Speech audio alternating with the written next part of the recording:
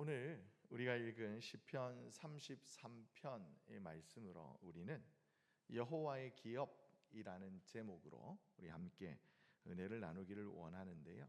우리가 오늘 읽은 말씀 1절에서 22절 중에 12절의 말씀, 여호와를 자기 하나님으로 삼은 나라 곧 하나님의 기업으로 선택된 백성은 복이 있도다 라는 이 구절을 중심 주제로 삼아서 우리 오늘 하나님께서 우리에게 주신 이 말씀을 우리 함께 은혜를 나누기를 원합니다. 특별히 오늘 시편 33편을 자세히 이렇게 들여다보면 먼저 믿음의 선포, 그리고 그 믿음의 선포의 이유에 대하여서 다시 한번 믿음의 선언, 그리고 왜 이런 선언을 하게 되었는지에 대한 이유에 대하여서 우리 오늘 본문은 이렇게 기록하고 있는데요. 시편 33편 1절의 말씀을 보게 되어지면 너희 의인들아 여호와를 즐거워하라. 찬송은 정직한 자들이 마땅히 할 바로다. 선언함으로, 선포함으로 오늘의 말씀을 시작하고 있어요. 그러니까 하나님을 즐거워하고 하나님을 찬양하는 것은 정직한 자들, 하나님의 은혜로 말미암아 주의 백성이 된 예수 그리스도의 보혈로 말미암아 하나님의 그 거룩한 옷을 입은 하나님의 자녀들이 마땅히 행하여야 할 의무이자 동시에 특권임을 선언하고 있어요. 그러면서 이어진 하나님의 말씀은 왜 우리가 하나님을 찬양해야 할까? 왜 우리가 하나님을 기뻐해야 될까? 왜 하나님을 즐거워해야 될까? 그리고 우리의 찬송의 대상이 되신 하나님은 어떠한 분이신가에 대하여서 말씀하고 있어요. 우리 6절부터 9절까지 그 이유를 분명히 밝히는데 그 중에 6절의 말씀은 이렇게 이야기를 합니다. 먼저 여호와의 말씀으로 하늘이 지은 바 되었다라는 거예요. 우리가 찬양하는 그 하나님은 무엇보다 온 우주 만물의 창조주이시다라는 거예요. 그 만상을 하나님께서 온갖 노력과 힘을 다하여 지었다라기보다는 그 입의 기운으로 여호와의 말씀의 능력으로 우리가 살아있는 지금까지도 수백 년 동안 수천 년 동안 인간이 지혜와 지식으로 파도 아직 그 일부조차 다 헤아리지 못하는 큰 우주를 우리 하나님께서는 입술의 기운으로 말씀으로 지으신 위대하신 하나님이시기 때문에 우리는 하나님의 피조된 자로서 마땅히 하나님을 찬양해야 한다라는 거예요. 뿐만 아니라 하나님께서는 이 온 우주 만물을 창조하셨을 뿐만 아니라 창조하신 이후에 그것을 그냥 그대로 내버려 두시는 분이 아니라는 거예요. 우리 하나님의 사랑과 관심은 하나님께서 지으신 이 피조물 세계 안에 있음을 노래하고 있어요. 10절과 11절의 말씀을 눈으로 한번 보시면 여호와께서 나라들의 계획을 폐하시며 민족들의 사상을 때로는 무효하게 하신다라는 거예요. 그 안에서 여호와의 계획은 영원히 서고 하나님의 생각은 대대에 이루고 있음을 이야기를 합니다. 세상의 강대국들이 아무리 견고한 계획을 세울지라도 아무리 탁월한 사상을 내세울지라도 하나님의 뜻 안에서는 모든 것이 다 무효화되고 만다라는 거예요. 다만 우리 하나님의 계획만이 영원히 서고 하나님의 생각만이 대대에 이른다고 말씀하고 있습니다. 할렐루야, 아멘. 사랑하는 성도 여러분, 하나님의 말씀인 이 성경은요 계속해서 우리에게 권면하고 권면하는 거예요. 우리의 시선이, 우리의 눈과 우리의 생각이, 우리의 마음이 어디를 향해야 하는가? 하나님의 발등상, 하나님을 향하여서 우리의 시선이 고정되어질 때 우리는 비로소 하나님의 손길 아래에서 평안함과 참된 평안과 참된 소망, 희망을 발견할 수 있다라고 선언과 더불어 그의 이유에 대해서 이야기하고 있는 것입니다. 그러면서 여러분 오늘 제가 붙잡은 하나님의 말씀, 저와 여러분들이 함께 나누고 싶은 믿음의 선언, 우리 12절을 우리 함께 다시 읽도록 하겠습니다. 시작. 여호와를 자기 하나님으로 삼은 나라 곧 하나님의 기업으로 선택된 백성은 복이 있도다. 아멘. 모든 세상의 역사를 주관하시고 그 계획이 영원토록 서시는 오직 유일하신 한 분, 우리 하나님. 그 하나님 앞에 나의 생각과 계획은 어떻게 보면 작은 끝자락 한 자락에 불과하곤 합니다. 여러분 개인적으로 이렇게 경험 말씀을 드리자면 목회자라면 여러분 누구나 단독 목회, 단위 목회를 소망해요.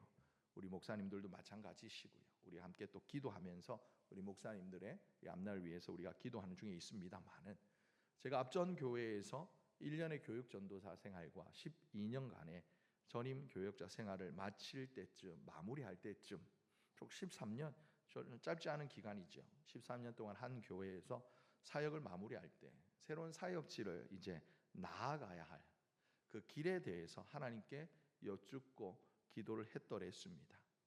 그러면서 제 마음은 기도를 하고는 있지만 당시 저의 심정은 마치 넓은 바다를 이렇게 항해를 앞두고 정말 긴 항해를 해야 되는데 아주 작은 돛담배 하나를 가지고 이제 안전한 포구를 벗어나서 영차 이렇게 노를 저어가는 마치 그런 느낌이었어요. 그동안의 시간들을 뒤돌아보면 정말 크고 작은 일들 가운데 너무나 신실하게 수많은 난간에도 불구하고 그저 하나님의 은혜로 모든 순간순간들을 지내왔고 건너왔고 헤쳐온 일들이 허다한데 그럼에도 불구하고 새로운 일의 시작을 앞두었을 때 내 마음 한켠에 두려움이 있음을 부인할 수가 없었어요.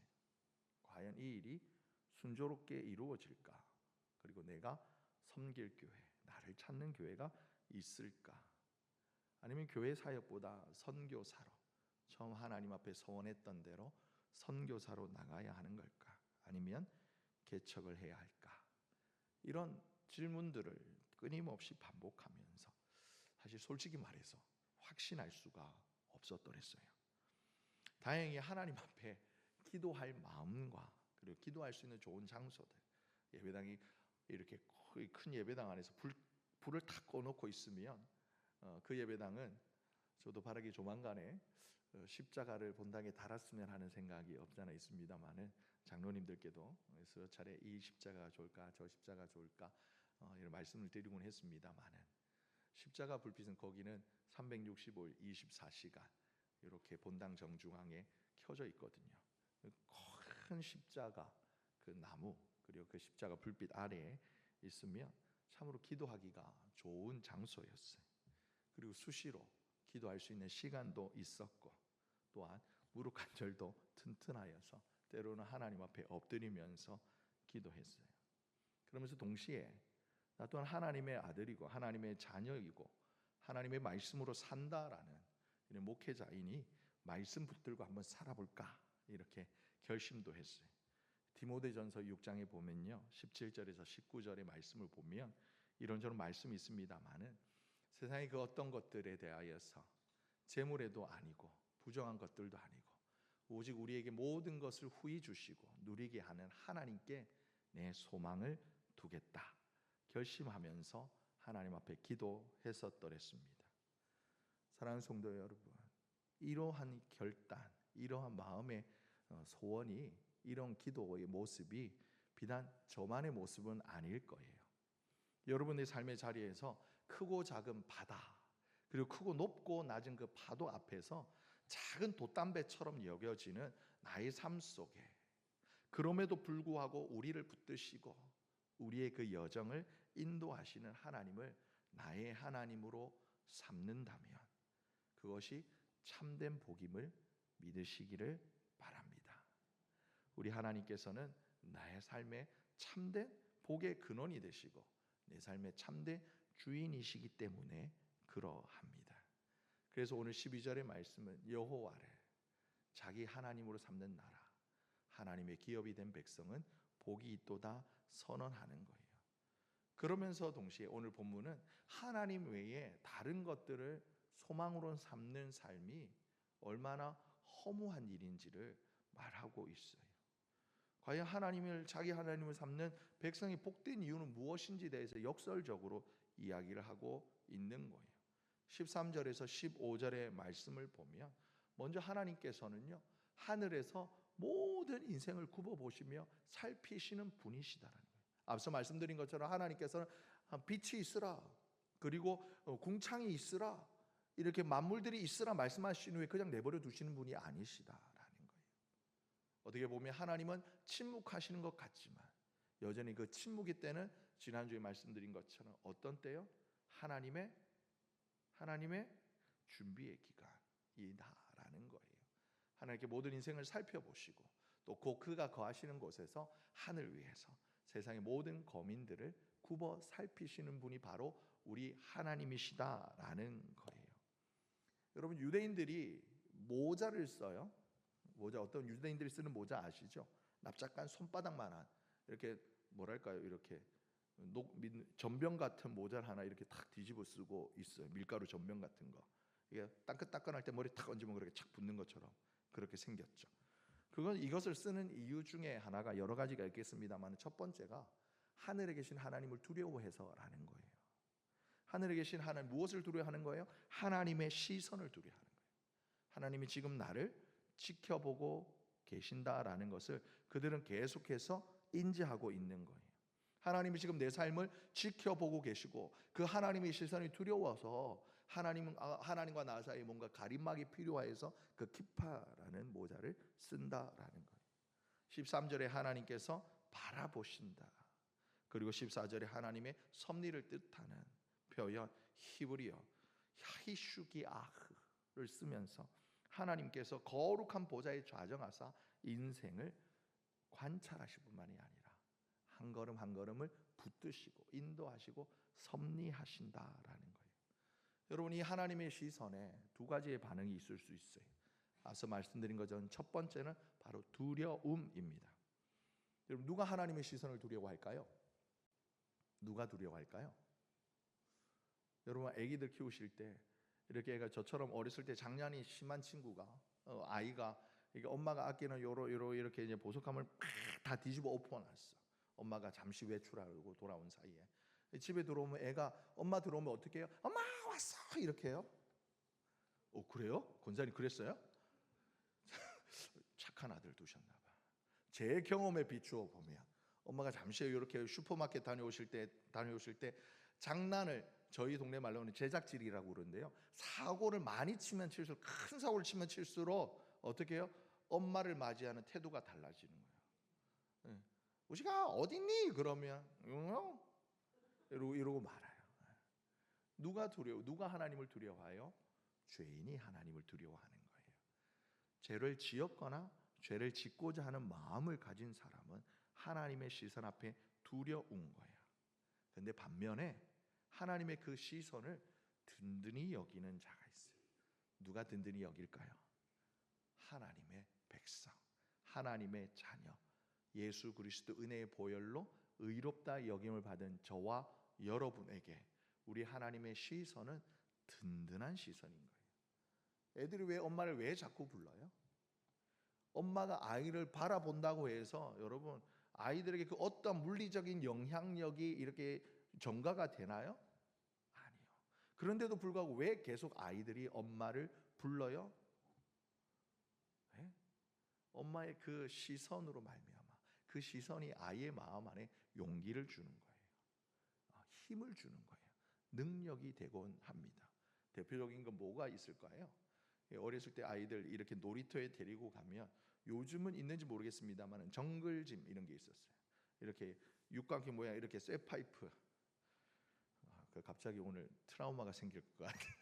오늘 오전 10시부터 오후 4시까지 사랑하고 존경하는 우리 선임 장로님과 사랑하는 우리 두 분 목사님과 저희 4명이서 하루 종일 비닐하우스를 짓느라고 이거는 설계도도 없어요. 설명서도 없어요. 그리고 부품도 제각각이었어요, 장로님. 나중에는 톱질하고 썰고 이리 해가지고 저리 가고 껴 맞춰가지고 다 만들었는데 더 기가 막힌 건 부속품이 남아요. 다 만들었는데 파이프가 4파이프가 남았어요. 저희가 볼 때 완벽한 하우스인데 더 이상 들어갈 데도 없고 빠진 데도 없는데 파이프가 남아 있습니다. 올겨울 무사히 날 줄 믿습니다. 아무튼 정글짐 같은 거 아이들이 있을 때 이렇게 아빠가 저 같은 아빠가 이렇게 아이를 높이 올려놓으면 뭐 어떻게 해요? 무서워서 막 발 떨죠. 근데 엄마 아빠가 뭐라고 그래요? 할 수 있어. 화이팅. 잘한다 내 딸, 잘한다 내 아들. 아이가 어떻게 해요? 그 엄마의 시선에, 아빠의 응원에 용기를 가지는 거예요. 삶을 한 걸음 한 걸음 나아갈 수 있는 이런 믿음을 아이들을 가지게 되는 거예요. 마찬가지로 하늘 아버지를 의지하면서 나아가는 우리에게 오늘 저와 여러분에게 주시는 이 말씀은 위로가 됨과 동시에 능력이 되고, 때로는 겉은 파도에 풍랑이 일고 물먹어 허울적거릴지라도 계속해서 나아갈 수 있는 힘이 되는 거예요. 복음서에 예수님께서 제자들을 향하여서 건너가자라고 하시고 갈릴리 바다를 밤새 건너가실 때 풍랑이 일었습니다. 이렇게 풍랑의 바람이 높게 거세게 불고 파도가 일어서 당장이라도 그 작은 배가 물에 빠져 뒤집어져서 큰일이 날 것 같았어요. 그럴 때 어떻게 해요? 제자들이 예수님을 깨우는 거예요. 선생님, 선생님, 큰일 났어요. 무엇일까요? 선생님, 선생님, 지금 나를 지켜보고 계시지요? 제자들의 그 요청에 주님이 일어나셔서 바람과 파도를 꾸짖으시고 그러니 그 즉시 잠잠하여 졌더라. 할렐루야. 저와 여러분의 이러한 하나님의 손길과 하나님의 능력이 임하시기를 예수님의 이름으로 축복합니다. 물질로서 여러분들의 마음을 뒤흔들려고 그러고 건강으로서 여러분의 생각을 부정적으로 몰아가려고 하는 악한 영들의 계기가 우리 주님의 말씀 앞에, 우리 하나님의 시선과 그 섭리 앞에 모두 다 녹아지기를 예수님의 이름으로 축복합니다. 그런데 반대로 하나님이 아닌 것들을 소망하고자 하는 우리의 마음의 생각과 죄된 습성이 있어요. 오늘 본문 16절 17절에 보면 이 시인이 그렇게 말합니다. 많은 군대를 가진 왕은 있었어. 근데 그것으로 구원을 얻었던 왕은 없었어. 그 누구보다 힘센 용사, 자기의 힘을 자랑해도 용사가 있었어. 하지만 그 용사도 스스로를 구원하지 못하고 죽었어.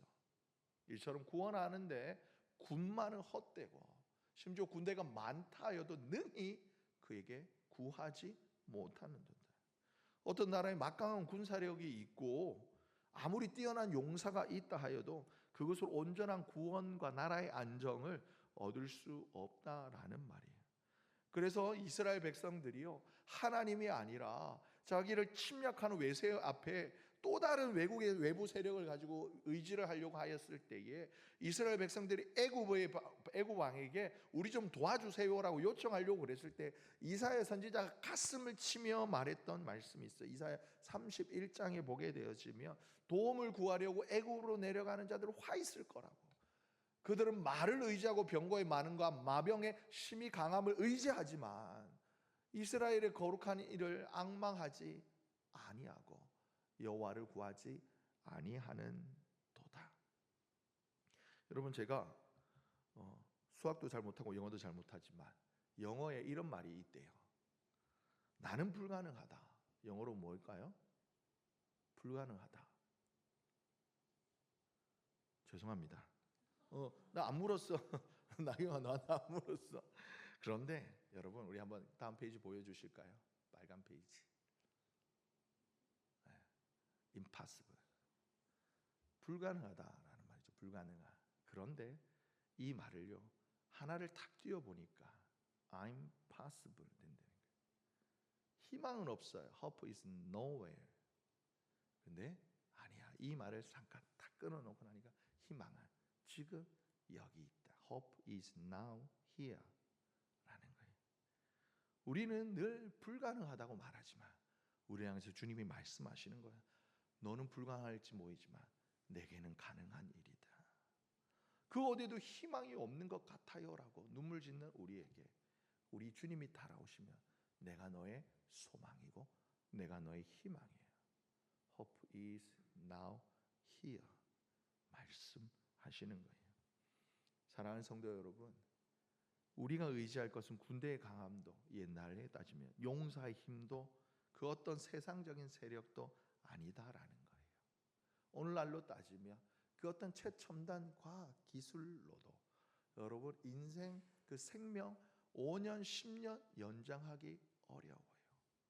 미국에서는 뭐 이렇게 단백질을 연구해 가지고 인간 생명 뭐 개놈 프로젝트 중에 하나로 뭐 150살까지 살 수 있게 한다라고 막 연구해요.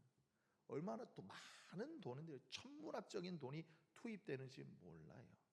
근데요 정말 그 프로젝트가 성공했다 하여도 지금까지 우리 인생의 절반 더 사는 거예요. 더블도 아니고 트리플도 아니고 절반 조금 더 사는 거예요. 그런데요 하나님을 믿고 하나님을 의지하는 자에게는 여러분 이 땅에서 짧은 인생 그 너머에 영원한 생명을 우리 주님이 선물로 잇대어 주신다라는 겁니다. 우리의 삶을 살피시는 하나님을 향하여 우리가 믿음을 드리고 소망을 두며 하나님을 의지할 때 여러분 세상이 줄 수 없는 평안과 소망과 확신을 우리 주님께서 얻게 될 것이에요. 때로 하나님 앞에 나의 무능으로 인하여서 우리가 눈물을 흘릴 때 주님이 말씀하시는 거예요. 내가 너의 능력이 되어 줄 거야. 우리가 넘어질 때 우리 주님이 손을 내밀면서 말씀하십니다. 내가 너를 일으켜 줄 거야. 나는 아무것도 없어요. 나는 아무것도 아닙니다. I'm nothing 할 때 우리 주님이 나는 너의 전부가 되어 줄 거야. Everything이 되어 주신다라는 거예요. 사랑하는 성도 여러분, 이 모든 것을 노래하였던 시편 기자가 결과적으로 마지막 결론으로 20절에서 21절을 이야기를 합니다. 우리 함께 이 말씀을 선언하듯 선포하듯 함께 고백했으면 좋겠습니다. 시작. 우리 영혼이 여호와를 바라며 그는 우리의 도움과 방패시로다. 우리 마음이 그를 즐거워하며 우리가 그의 성호를 의지하였기 때문이로다. 여호와여 우리가 주께 바라는 대로 주의 인자하심을 우리에게 베푸소서. 아멘. 이 오늘 시편의 시편 기자의 이 노래가 이 고백이 이 밤 주님 앞에 나와 예배하는 저와 여러분의 믿음의 고백이 되기를 예수님의 이름으로 축복합니다. 뿐만 아니라 시편 기자 이 단언한 선언 선포가 믿음의 선포가 하나님을 향한 저와 여러분의 믿음의 선언이 되시기를 예수님의 이름으로 축복합니다. 사랑하는 성도 여러분, 말씀을 마무리합니다. 오늘 우리가 읽은 시편 33편의 말씀을 통해서요. 먼저 시편 기자는 다시 한번 말씀하는 거예요. 우리 주님을 우리가 찬양해야 돼. 우리 주님 우리가 즐거워해야 돼. 웨스트민스터 소요리 문답 제1항처럼 인생의 제일 되는 목적이 무엇이뇨? 하나님을 찬양하고 하나님께 영광을 돌리며 그를 영원토록 즐거워하는 것. 그러면서 이유를 말하는 것. 왜 그렇게 하느냐? 바로 하나님이 우리를 만드신 창조주이시기 때문에, 하나님이 나뿐만이 아니라 온 우주를 만드시고 섭리하는 분이기 때문에 우리가 하나님의 그 손길을 즐거워하고 찬송해야 한다는 거예요. 그러면서 세상을 의지하는 사람들을 향해 선언하는 거예요.